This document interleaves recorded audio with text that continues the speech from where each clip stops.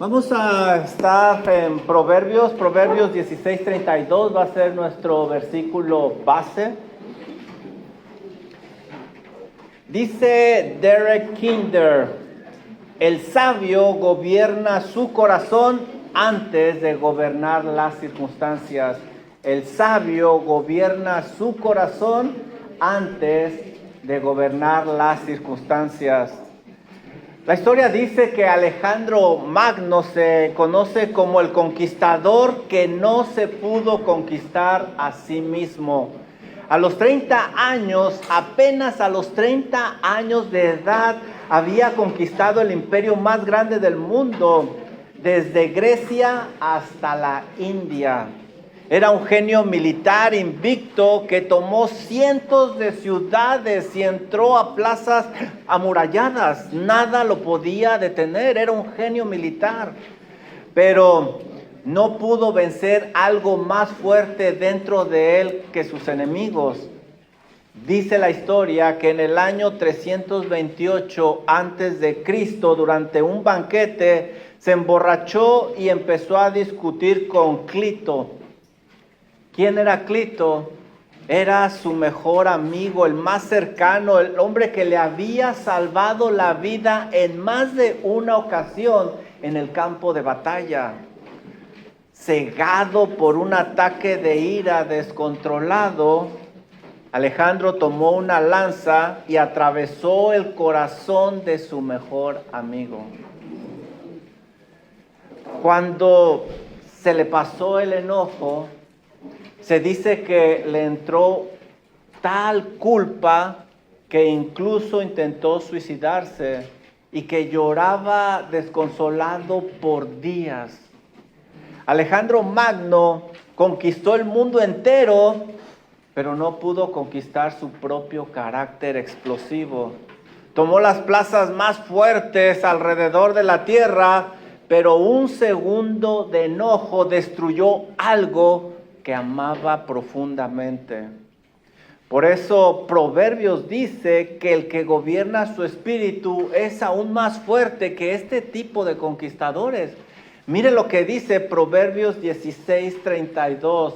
Proverbios 16:32 dice lo siguiente: mejor es el que tarda en airarse que el fuerte, y el que se enseñorea de su espíritu que el que toma una ciudad.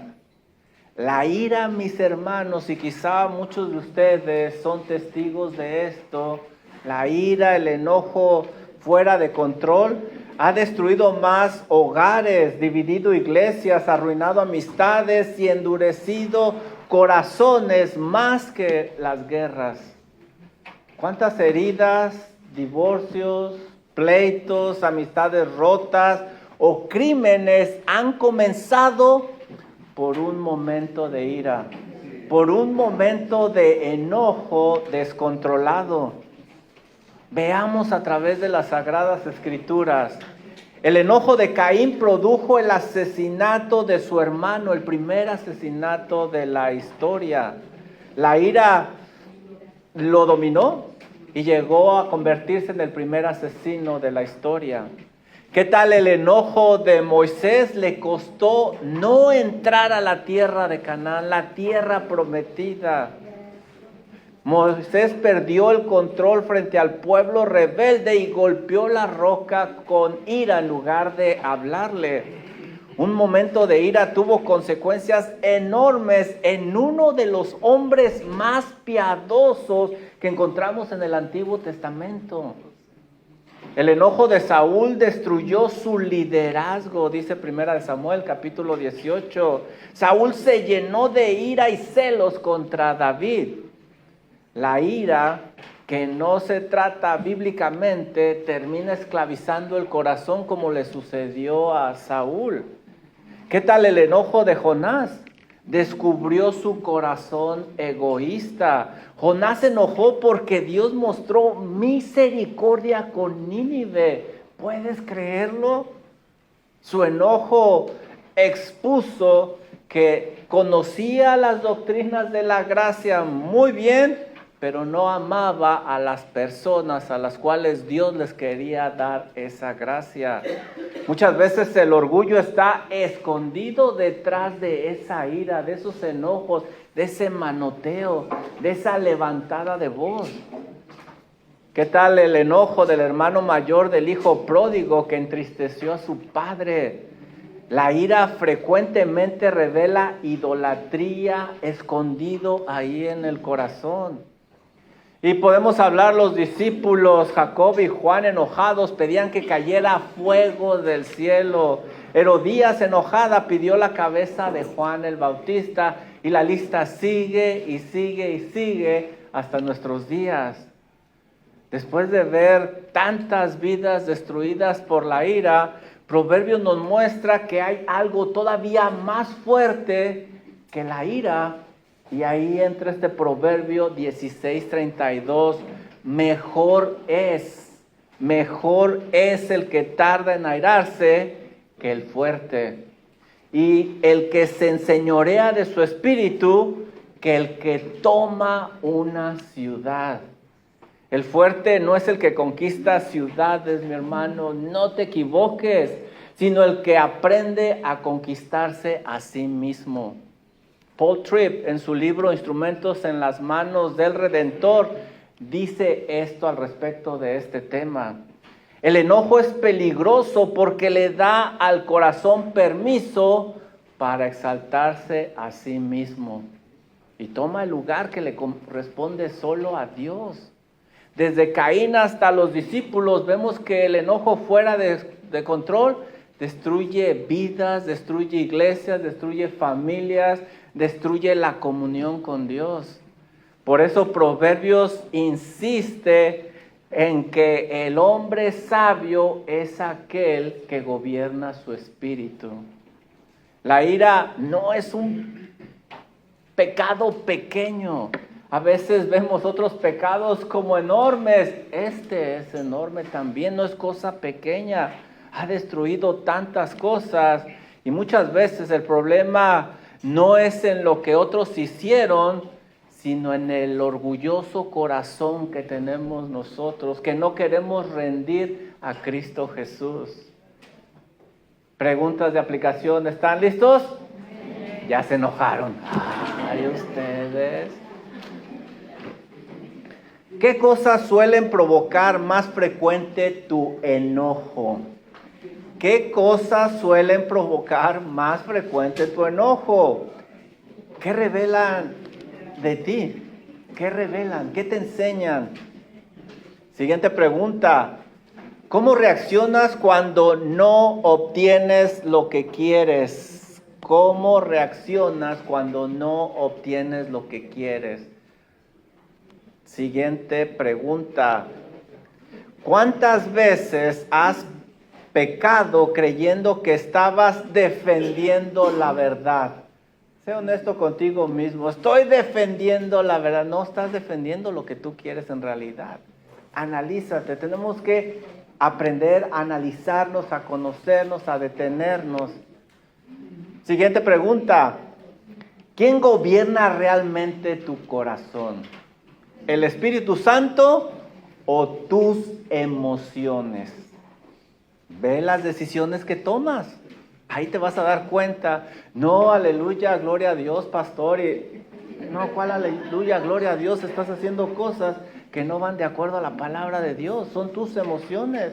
Pero es que me hizo, pero es que... No, ahí debemos nosotros de detenernos y analizarnos. Pero, ¿qué es el enojo? El diccionario Strong hebreo relaciona la palabra ira con nariz o fosas nasales, lo cual es pues interesante e ilustrativo. Y por extensión lo que habla es de respirar fuertemente. Es a lo que se refiere. Para los hebreos se describía como el enrojecimiento de la nariz debido a una respiración agitada y rápida.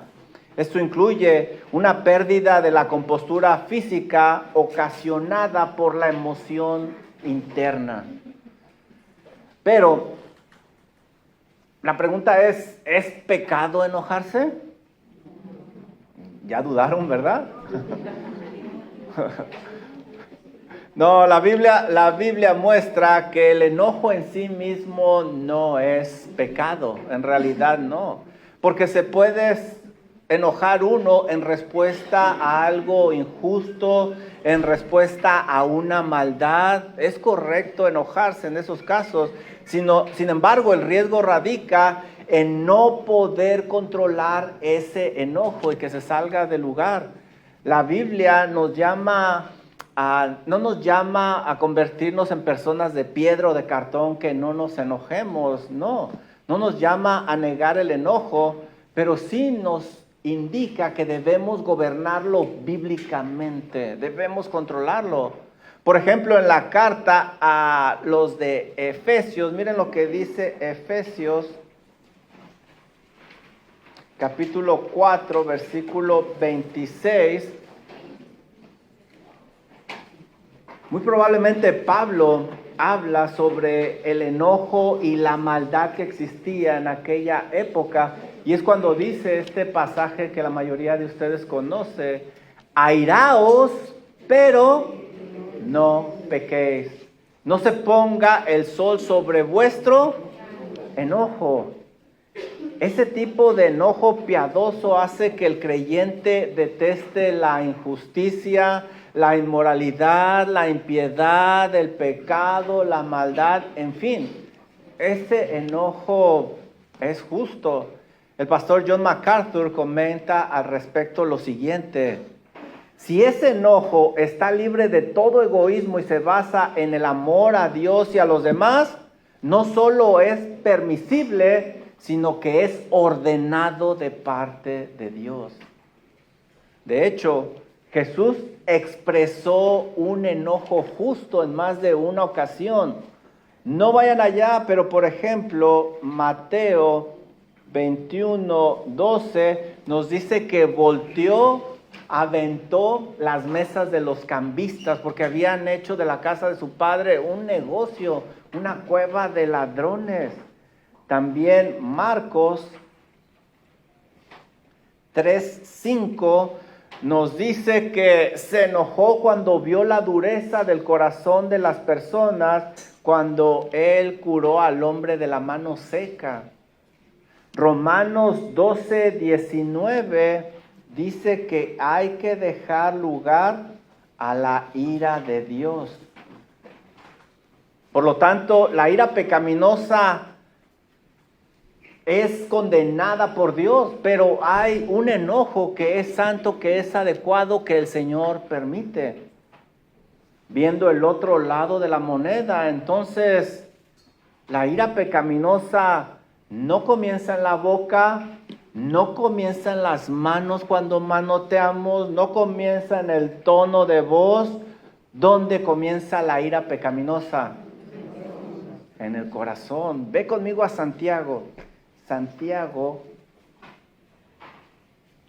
capítulo 4, versículo 1 y 2. Santiago, capítulo 4, versículo 1 y 2 dice esto: ¿de dónde vienen las guerras y los pleitos entre vosotros? ¿De dónde? ¿No es de vuestras pasiones las cuales combaten en vuestros miembros? Codiciáis y no tenéis, matáis y ardéis de envidia y no podéis alcanzar. Combatís y lucháis, pero no tenéis lo que deseáis porque no pedís. ¿Dónde sucede todo esto? ¿Dónde empieza? En el corazón. Así que la gran pregunta para ti no es simplemente: hey brother, ¿te enojas? No, esa no es la pregunta. La pregunta verdadera que el Señor nos pide que nos hagamos es: ¿qué revela tu enojo acerca de tu corazón? ¿Qué es lo que revela? Debemos de aprender a escucharnos, a analizarnos. Existe un gran contraste entre el enojo santo y el enojo pecaminoso. Por ejemplo, el enojo pecaminoso ama al yo, pero el enojo santo ama la gloria de Dios. El pecaminoso busca venganza, pero el santo busca la justicia. El enojo pecaminoso explota desordenadamente, pero el enojo santo se controla. El pecaminoso produce pecado, maldad, pero el enojo piadoso produce santidad. El enojo pecaminoso se enfoca en el orgullo herido, pero el enojo santo se enfoca en acabar con el mal. Una gran diferencia, ¿verdad? La pregunta no es si te enojas, todos nos enojamos, todos de alguna u otra forma. Ustedes me ven y dicen, el pastor se me hace que nunca se enoja, ¿no? Pregúntale a mi esposa y a mis hijos. Llego y dicen, ya llegó el general. Todos nos enojamos, pero el detalle es por qué y qué hacemos con ese enojo. Y esto es algo serio, como lo vimos al inicio. Preguntas de aplicación, ¿están listos? Ay, sí está aquí mi hija. Ay. No voy a decir de chismosa, ¿eh? Ya me estoy enojando, ¿verdad? Preguntas de aplicación. ¿Me enojo más cuando Dios es deshonrado o cuando soy incomodado? ¿Me enojo más cuando Dios es deshonrado o cuando soy incomodado? Ahí ya vamos aprendiendo acerca de nuestro corazón. ¿Mi familia ve en mí mansedumbre o explosividad? ¿Qué es lo que ven en casa tus familiares? ¿Mansedumbre o explosividad? Tercera pregunta. ¿Estoy dejando lugar para la justa ira de Dios o quiero tomar venganza yo mismo o quiero vengarme personalmente? ¿Estoy dejando espacio a la justa ira de Dios que el Señor se encargue o yo mismo quiero encargarme de esa situación? Debemos de analizar nuestro corazón, debemos de darnos cuenta qué es lo que nos está enseñando. Este es el llamado de parte de Dios. Ahora sí, regresemos a Proverbios capítulo 16, versículo 32, después de haber visto la seriedad del enojo y que hay enojo piadoso, santo, pero también hay enojo pecaminoso. Dice Proverbios 16, 32, mejor es, y eso es clave, mejor es el que tarda en airarse que el fuerte. Y mejor es el que se enseñorea de su espíritu que el que toma plaza. Este proverbio comienza con una comparación. Mejor es. La comparación está entre el que tarda en enojarse y el fuerte, aquel que es conquistador, aquel habilidoso de guerra. La Biblia indica que los dos tienen su valor, pero uno es mejor. La exhortación para el sabio, para aquel que ama las Sagradas Escrituras, para aquel que tiene una relación con Dios por medio de Cristo Jesús, es que anhele, que le pida, que le suplique al Señor, que le conceda controlar su espíritu, porque eso es mejor. Este proverbio tiene como idea central que el dominio propio sea valorado más sobre la fuerza física. Y cada cosa tiene su lugar. Es bueno también la fuerza física. De hecho, la Biblia dice, edifícate para la piedad, porque el ejercicio corporal para poco es provechoso. Es decir, tiene provecho, pero comparado con la piedad, pues es pequeño, es mínimo. Por eso yo no tengo músculos, ¿para qué? ¿Verdad? Yo anhelo y busco lo mejor. Muchos pasan horas, días, meses, años desarrollando fuerza muscular. Nuevamente, no hay nada de malo en eso, simplemente es mi envidia, por eso lo estoy diciendo. No hay nada de malo, pero la pregunta para ellos es, ¿Cuánto tiempo pasan en las Sagradas Escrituras para desarrollar esto que es mejor? Muchos dedican enormes esfuerzos a fortalecer el cuerpo y tenerlo como yo. No me dejan acabar. Como yo quisiera tenerlo. Pero descuidan el alma, descuidan su carácter, descuidan su comunión con Dios. No hay nada de malo nuevamente, pero debemos de anhelar, desear lo que es mejor. El libro de Proverbios eleva a la persona que controla su enojo a un rango de héroe militar. Mejor es, dice este proverbio.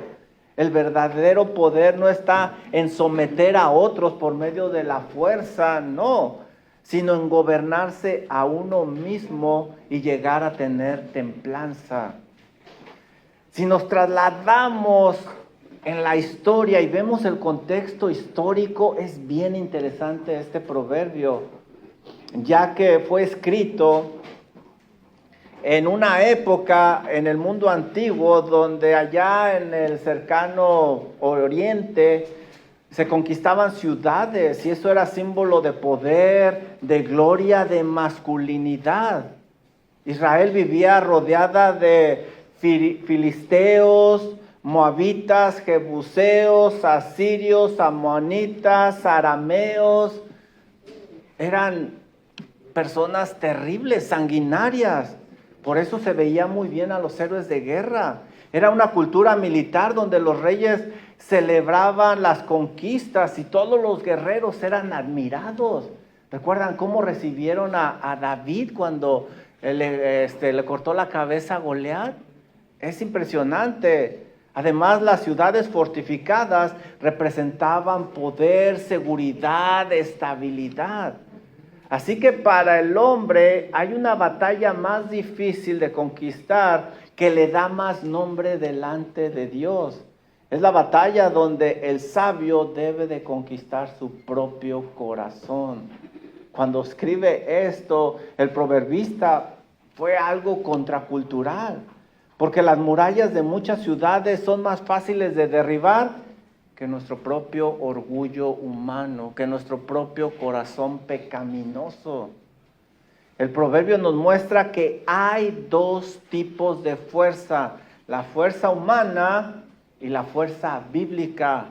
La fuerza humana domina personas, la bíblica domina pasiones.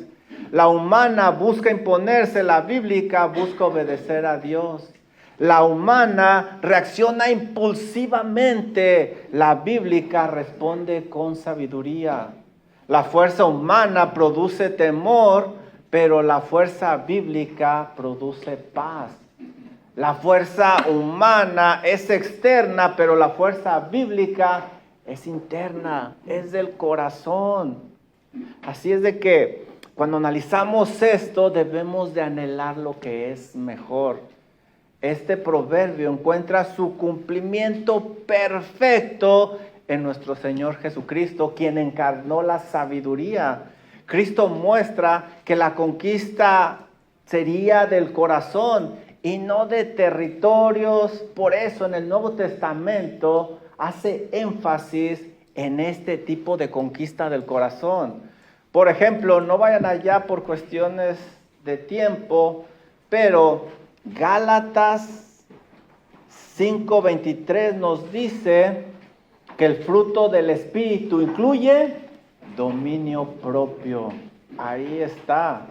Primera de Timoteo, capítulo 3, versículos 3 y 4, da los requisitos de los líderes de la iglesia y uno de ellos es que sean sobrios y prudentes. Son personas que no son arrebatadas. Santiago 1:20. Santiago condena la ira descontrolada. Mateo 11:29. Una de las cosas que se nos anima a imitar del Señor Jesucristo, ¿saben ustedes qué es? ¿Recuerdan qué dijo el Señor Jesucristo? Aprended de mí que soy manso y humilde de corazón. ¿Te das cuenta? El cumplimiento perfecto está en el Señor Jesucristo. La Biblia no está haciendo un llamado a la pasividad, por favor, no me malentiendan. No nos está pidiendo ser como piñatas que recibimos los golpes nada más, no. Por el contrario, sino tener una fortaleza controlada, que sepamos dirigir. No hay que creer que la mansedumbre bíblica es cobardía, no, es poder gobernar con sabiduría, saber hacer uso de nuestra fuerza adecuadamente. La templanza bíblica no es debilidad tampoco, sino saber hacer uso del poder que Dios nos ha dado, de las habilidades en una manera adecuada y no para hacer daño, sino para llevar a esa persona a Cristo Jesús.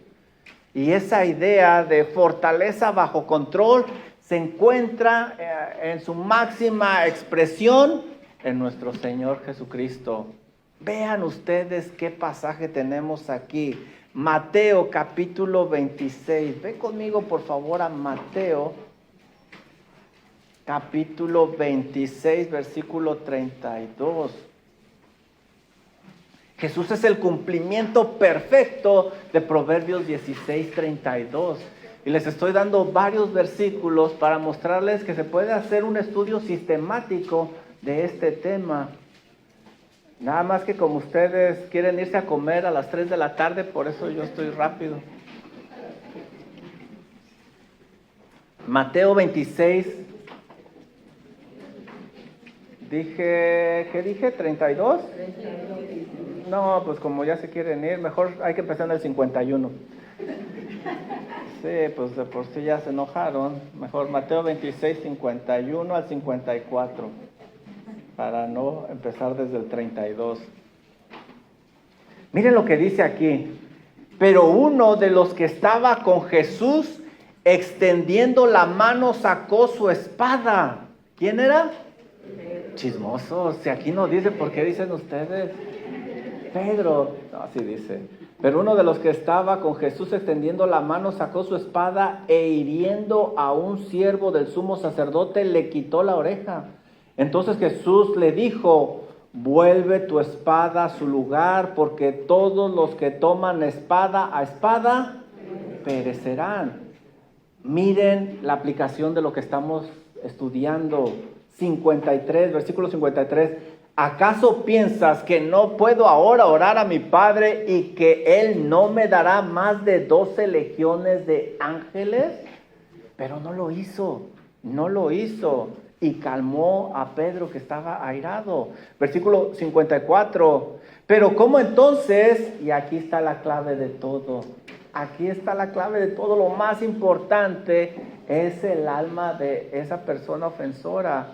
Pero ¿cómo entonces se cumplirán las escrituras de que es necesario que así se haga? Cristo tenía el poder absoluto, podía destruir a sus enemigos, podía llamar legiones de ángeles enviadas por el Padre. Y ahí, aún así, nuestro Señor Jesucristo soportó insultos, soportó injusticia, soportó la cruz con perfecta mansedumbre y control. La verdadera fortaleza de nuestro Señor Jesucristo se vio en la cruz del Calvario, no en su poderío militar, que vaya que tiene poder. Muchos hombres quieren conquistar empresas, ministerios, posiciones de influencia, pero no pueden gobernar su lengua, no pueden gobernar sus emociones, no pueden tener en orden su hogar. Por eso no deberían de ocupar esos puestos. Recuerda que el hombre verdaderamente fuerte no es aquel que intimida con la fuerza, sino el que sabe responder con sabiduría cuando es provocado, como en el hermoso ejemplo que nos da nuestro Señor Jesucristo. Preguntas de aplicación. ¿Están listos? ¿Tengo más disciplina física que dominio espiritual? ¿Tengo más disciplina física que dominio espiritual? Como que no nos distinguimos a ser por ser muy atléticos, ¿verdad? Así es de que yo creo que sí tenemos más dominio espiritual. ¿Tengo autoridad espiritual en mi hogar o solamente autoridad verbal? Levantamos la voz y todo se calma. Esa no es autoridad espiritual.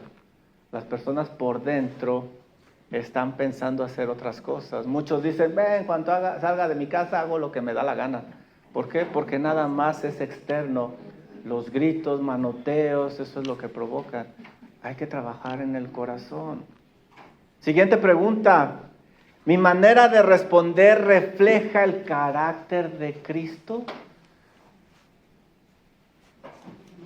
Ay, jalan aire. No cuentan los salmos imprecatorios, ¿eh? A eso sí no cuentan.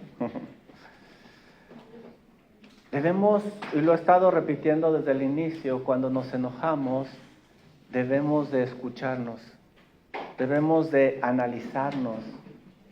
Debemos de ver nuestras reacciones, nuestras palabras. Debemos de analizar lo que estamos haciendo. El Señor ha puesto dispositivos dentro de nosotros, no nada más físicamente, sino también espiritualmente, para que nos demos cuenta cuál es nuestra situación. Físicamente ha puesto dispositivos, por ejemplo, dolor de cabeza. Cuando nos duele la cabeza, es que algo no está bien en nuestro cuerpo. Es un dispositivo. El dolor, llega el dolor y sabemos que algo no está bien en nuestro cuerpo y luego lo atendemos. Lo mismo debemos de hacer con nuestro corazón. Debemos de poner atención en todas estas cosas. Cuando nos enojamos debemos de analizar nuestro corazón detenidamente porque nos está enseñando algo, nos está revelando algo. Porque la ira pecaminosa expone quizá orgullos o deseos desordenados. Debes de preguntarte cosas como esta. ¿Es justificado este enojo delante de Dios? Si yo estuviera ahorita delante de Dios, ¿puedo justificar este enojo? ¿Tengo argumentos suficientes? ¿Estoy respondiendo bíblicamente a esta situación con este enojo? Ya vimos que hay enojo piadoso y enojo pecaminoso. ¿Estoy evaluando esta situación adecuadamente? ¿Tengo todos los datos, toda la información como para llegar a esta conclusión que hace que yo me enoje? Tenemos que ver todo esto. Recuerda que el sabio frena su enojo para evaluar la situación. Por el contrario, el necio actúa impulsivamente y deja que todo el mundo vea su frustración. ¿Y saben cómo la ve? Por medio del enojo. La mayoría de nosotros, cuando nos desesperamos, empezamos a enojarnos, empezamos a levantar la voz, empezamos a hacer cosas, incluso se acuerdan la definición, la nariz, la respiración. Mira lo que dice Proverbios, por ejemplo, Proverbios 12:16. Proverbios 12:16.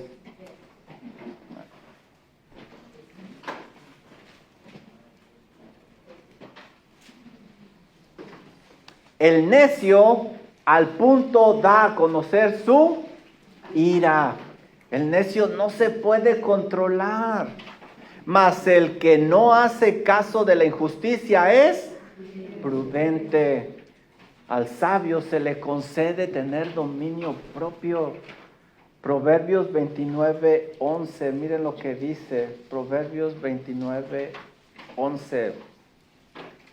El necio da rienda suelta. ¿A cuánta ira? Toda su ira. La deja libre como un caballo desbocado. Mas el sabio al fin la sosiega. Por el contrario, al sabio se le concede controlarla. Si es de que nosotros debemos de ver qué muestra nuestro corazón, qué está indicándome. Ahora debemos también nosotros ver qué muestran nuestras acciones. ¿Qué acciones hacemos cuando nos enojamos? Debemos de rogarle a Dios que nos ayude a analizar esas reacciones, esos movimientos faciales, esos movimientos de manos. Todo eso nos está enseñando cosas importantes. Y debes de preguntarte, ¿lo que hice empeoró la situación o la mejoró ante Dios? ¿Mis acciones las mejoraron o las empeoraron? ¿Mi reacción fue violenta o pacificadora? ¿Con mi reacción acerqué a la persona más a Cristo o la alejé? ¿Mis acciones son semejantes a las del Señor Jesucristo cuando buscaron ofenderlo? Este simplemente es una guía para que te des una idea. Recuerda que el sabio usa los momentos de confrontación para evangelizar, mostrando el carácter de Cristo Jesús. Por el contrario, el necio hace las cosas peores. Mira lo que dice Proverbios 14, 17. Proverbios 14, 17. El que fácilmente se enoja hará locuras. No dice podrá hacer, dice que hará. Y el hombre perverso será aborrecido. Entre las locuras es que provoca más peleas. Por ejemplo, Proverbios 29, 22. Mira lo que dice. El hombre iracundo levanta contiendas. Y el furioso muchas veces peca. Por esa razón, Proverbios nos exhorta al sabio a no meterse con este tipo de personas. Mira lo que dice Proverbios 22, versículo 24 y 25.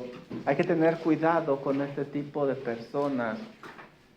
No te entrometas con el iracundo, ni te acompañes con el hombre de enojos.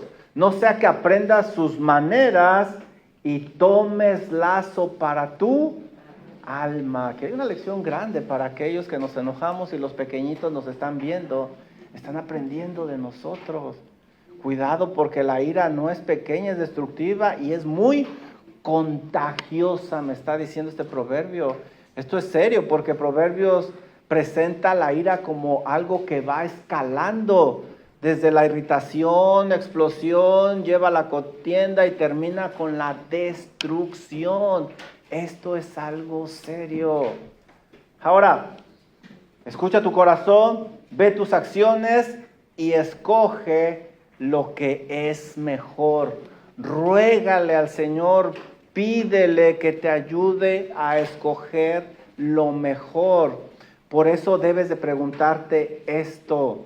¿Era mi obligación ante Dios enojarme en esa situación?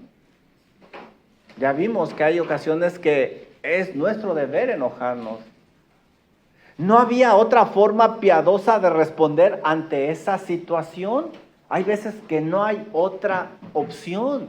Alguien llega, se mete a mi casa y ¿sabe qué, señor ladrón? Con todo respeto, disculpe que lo moleste, a estas horas de la noche, ¿podría usted abandonar mi casa? No. Ahí tengo que hacer uso del karate, jiu-jitsu, lucha libre que he visto en YouTube, porque no lo sé. Pero hay ocasiones que no se puede responder de otra manera. ¿Era mi llamado ante Dios tomar esa situación con ese nivel de seriedad? O a lo mejor no era para tanto. Recuerda que la sabiduría te enseña que siempre hay un camino mejor que darle rienda suelta al enojo. Y es el que tú debes de buscar. Eres el que le debes de pedir a Dios. ¿Cuál es ese camino mejor? Mira lo que dice Proverbios 19, 11 y sorpréndete conmigo. Proverbios 19, 11. Que el Señor, por su gracia, su amor, su Santo Espíritu y la iluminación de su santa palabra nos ayude a escoger siempre el camino mejor. Mira lo que dice. ¿Cuál es el camino mejor? Perdonar, ignorar el ataque. La cordura del hombre detiene su furor y su honra es pasar por alto la ofensa. El mundo piensa que vengarse o hacerse respetar es lo que te da honor, pero la Biblia me enseña algo totalmente diferente. Juan, no lo tomes a pecho, que se te resbale, que tengas piel gruesa para que no seas tan sensible. Dios dice lo contrario, la verdadera honra es dejar pasar la ofensa sin vengarse, sin desquitarse. Mira lo que dice Proverbios 12:16, también muy interesante. El sabio sabe que no toda provocación merece respuesta. No podemos ponerle atención a cada cosa y hacerla grande como si tuviera lupa. Proverbios 12:16. El necio al punto da a conocer su ira, mas el prudente oculta la deshonra. El prudente rehúsa permitir que la ofensa tome control de su corazón, sino que la oculta, la hace a un lado. Proverbios 17:14. Proverbios 17:14. El sabio ve que no dejar pasar una ofensa pequeña, el sabio ve que dejar pasar una ofensa pequeña puede prevenir cosas más grandes. Mira Proverbios 17:14, el que comienza la discordia es como quien suelta las aguas. Deja pues la contienda antes que se enrede. Deja pues la contienda. Dejar pasar la ofensa es como cerrar la represa a tiempo. Deja pasar la ofensa. Mira Proverbios 23. Proverbios 23. Honra es del hombre dejar pasar la contienda, mas todo insensato se envolverá en ella. El sabio deja el pleito, pero el insensato va a responder a cualquier provocación. Es que me sacó la lengua. El sabio sabe que puede contribuir a apagar el fuego en una manera piadosa. Que el Señor nos ayude a escoger este camino mejor. Proverbios 15:1. Este se lo saben ustedes de memoria.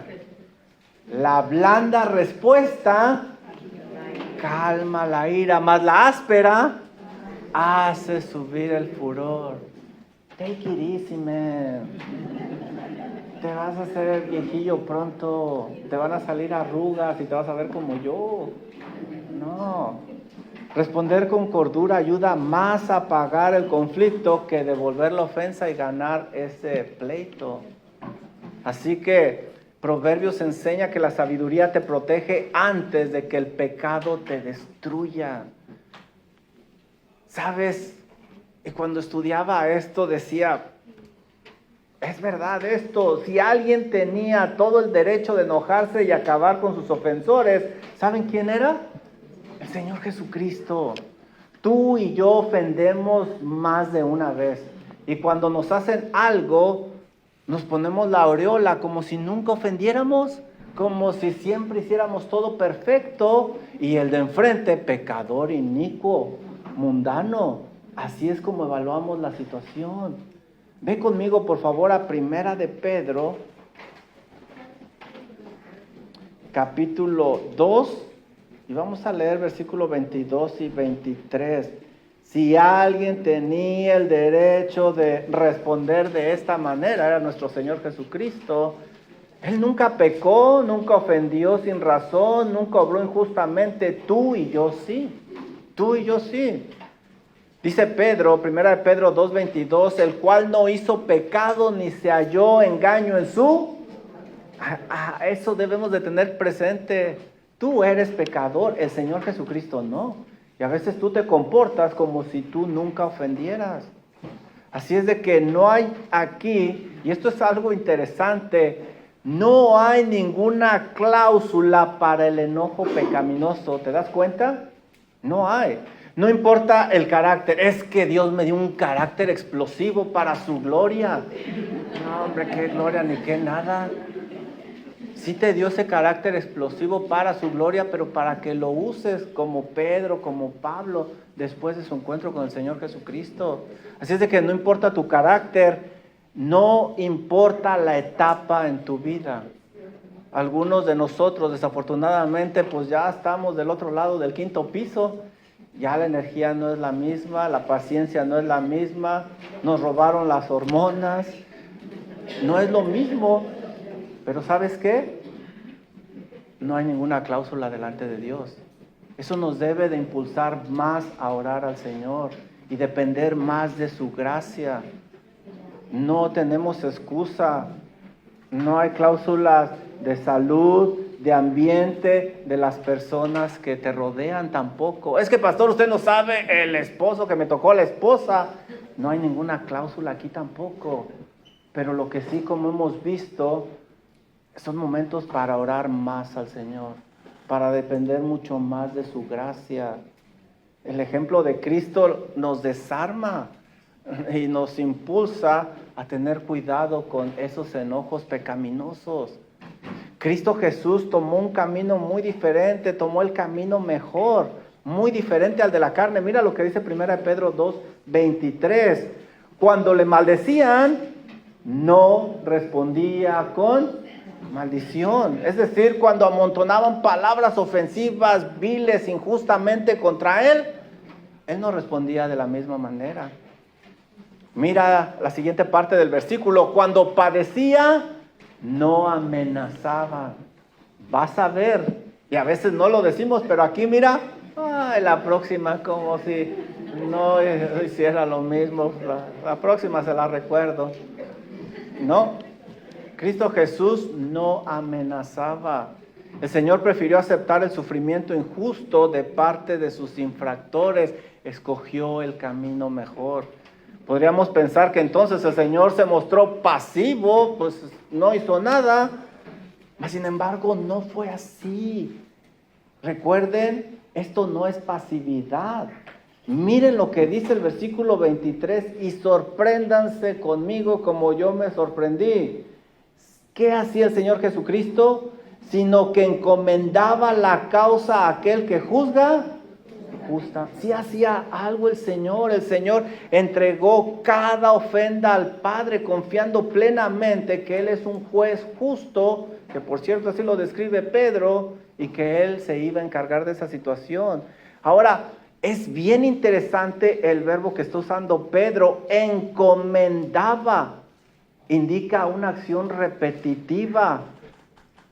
Es decir, el Señor Jesucristo no dejó nada, absolutamente nada en su corazón. No dejó amargura, resentimiento, sed de venganza, porque todo se lo entregaba a su Padre Celestial. Esto nos da un gran ejemplo, porque me está hablando de fe. Nuestro problema realmente es un problema de fe, porque muchos no creen que Dios se va a encargar, por eso ellos se encargan. Además dice que todo se lo dejaba al Padre, todo,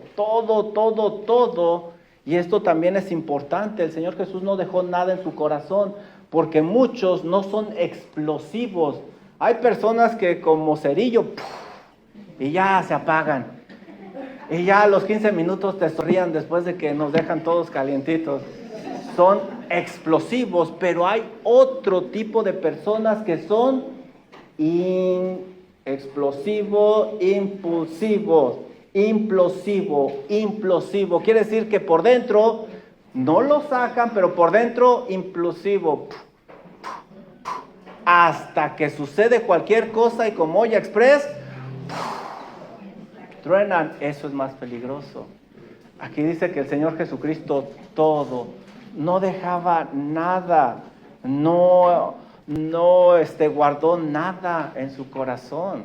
Es claro que el iracundo no tiene un problema de carácter, es un problema ¿de qué? De corazón, pero ahorita ¿qué dijimos? Tu problema de fe, es un problema de fe. El iracundo no tiene problema de carácter. Dios le dio ese carácter para su gloria. Lo que tiene es un problema de fe. La ira pecaminosa frecuentemente revela que estamos dejando de confiar en la justicia de Dios. Por eso nosotros nos queremos encargar. Porque no se cree que Dios es un juez justo, como dice también Primera de Pedro 2:7, y que Él se va a encargar de la situación, Romanos 12:9, dejar espacio para la ira de Dios. El sabio ejercita su fe y le dice, Señor, yo no quiero guardar nada, no sé qué hacer con esta ofensa, te la entrego. Tú sabes mejor qué hacer con ella, es lo que dice aquí, sino que encomendaba la causa al que juzga justamente. Tú y yo no juzgamos justamente, tú y yo también somos pecadores, pero Dios sí es justo. Así que esta sección hay un contraste entre el sabio y el necio. El necio reacciona rápido, el sabio evalúa su corazón. El necio expone su ira, el sabio refrena su espíritu. El necio escala los conflictos, el sabio busca la paz. El necio devuelve la ofensa, el sabio entrega la causa al Señor. El necio confía en sí mismo, el sabio confía en la justicia de Dios. Una gran diferencia. Mi hermano, recuerda que la ira pecaminosa no solamente destruye relaciones, también refleja el estado del corazón. Preguntas de aplicación, ¿están listos? Sí. Eso, ahora sí contentos, ¿verdad? Pues como ya hablé contra el enojo. Pero ¿qué tal otros días? ¿A qué horas va a terminar? Ya tardó. ¿Qué ídolo en mi corazón está siendo amenazado cuando reacciono con enojo? La mayoría de veces que nos enojamos es un ídolo que te quieren destruir, que te están tocando y que no quieres soltar. Mis palabras ayudan más a sanar o a herir. Mis palabras ayudan más a sanar o a herir. ¿Estoy entregando mis ofensas al Señor o estoy guardándolas impulsivamente? ¿Soy conocido por apagar conflictos o por provocarlos? Que Dios nos ayude a escoger el camino mejor. No quisiera terminar la clase de esta manera, porque hasta ahora hemos visto que el enojo es peligroso, que hay necedad en el corazón y se puede llegar a la destrucción a causa de la ira. Pero déjame decirte, si estoy describiendo tu caso, y yo pienso que estoy describiendo la mayoría de nuestros casos, quizá a diferentes niveles, hay esperanza para el iracundo. Hay esperanza en Cristo Jesús para el iracundo. En la Biblia vemos hermosos ejemplos de la transformación que solo Cristo Jesús puede obrar. Por ejemplo, Pedro pasó de ser un hombre impulsivo a un pastor humilde. De hecho, Pedro fue el que escribió Primera de Pedro 2:33 y resalta que a Cristo Jesús cuando le maldecían, no respondía con maldición. Este es otro Pedro que cortó la oreja de aquel soldado. Pablo pasó a ser de un perseguidor violento a un siervo humilde. Y Pablo llegó a escribir acerca del amor en Corintios. Dio su vida por la causa de Cristo Jesús. Jacobo y Juan pasaron de ser los hijos del trueno a hombres que se caracterizaron por amar. De hecho, Juan, en Primera de Juan 4:7, es el que escribe, amados, y antes quería que descendiera fuego del cielo, pero el Señor lo transformó y él escribe, amados, amémonos unos a otros porque el amor es de Dios. Todo aquel que ama es nacido de Dios y conoce a un Juan totalmente diferente. ¿Y qué decir de Moisés, el endemoniado gadareno, de Zaqueo? Cristo Jesús transforma. El evangelio es poderoso. Decía el puritano John Owen, la gracia no solamente perdona el pecado, también rompe su poder, y lo podemos ver con estos personajes. El mismo evangelio del Señor Jesucristo que perdona al hombre iracundo, también lo transforma, lo cambia para su gloria. Cristo toma a estos hombres violentos, orgullosos, impulsivos, egoístas, para formar en ellos el carácter de su Hijo Jesucristo y que veamos el poder que Él tiene. Solo Cristo Jesús tiene poder transformador de cambiar este corazón y darnos un corazón nuevo que tenga las características de amor, gozo, paz, paciencia, benignidad, bondad, fe. ¿Y qué sigue? Mansedumbre y templanza. Solo Cristo Jesús lo puede hacer. Solo el poder del Espíritu Santo producirá ese corazón, ese cambio en tu vida. No sigas luchando con tu carácter en tus propias fuerzas. No puedes. Tú sabes que no puedes. Has intentado y no has podido. Acude a Cristo Jesús en arrepentimiento por tus pecados y ruégale que cambie tu corazón. Solo Él te puede dar ese descanso para tu alma que hasta ahorita quizá algunos de ustedes no han podido encontrar porque por su carácter han hecho mucho daño. El Señor Jesucristo dijo, aprended de mí que soy manso y humilde de... ¿Y cuál es la siguiente parte? Y hallaréis ¿qué? Descanso, descanso. Eso es lo que te ofrece Cristo Jesús con el Evangelio. Entonces podrás actuar sabiamente en cada situación como lo describimos, porque en Cristo Jesús están escondidos todos los tesoros, la sabiduría y el conocimiento. ¿Qué cambio antes de Cristo y después de un encuentro personal con Cristo? Antes de un encuentro personal con Cristo, Pedro sacaba la espada. Después del encuentro con Cristo, Pedro soportó el sufrimiento. Pablo antes respiraba amenazas, después predicaba acerca de la gracia. Juan antes pedía que descendiera fuego del cielo, pero después de tener su encuentro con Cristo Jesús, hablaba tiernamente del amor. Moisés antes mató a un egipcio, pero después se describe como una persona mansa. No había otro como Moisés. El endemoniado gadareno es descrito como alguien fuera de control, pero después de tener un encuentro con Cristo Jesús, encontró paz y descanso en su alma. Esto es poroso, porque la meta del cristianismo no es simplemente controlar tu temperamento como estudiamos aquí. No, la meta es ser conformados, moldeados a la imagen de Cristo Jesús.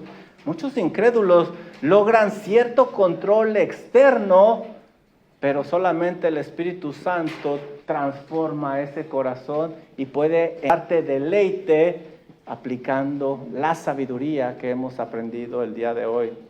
Tal vez creciste en un hogar lleno de ira, con explosividad, con violencia, pero espero que lleves en tu corazón que el Evangelio es suficientemente poderoso para romper cualquier patrón de vida que hayas tenido y formar un nuevo corazón en cualquier miembro de tu familia.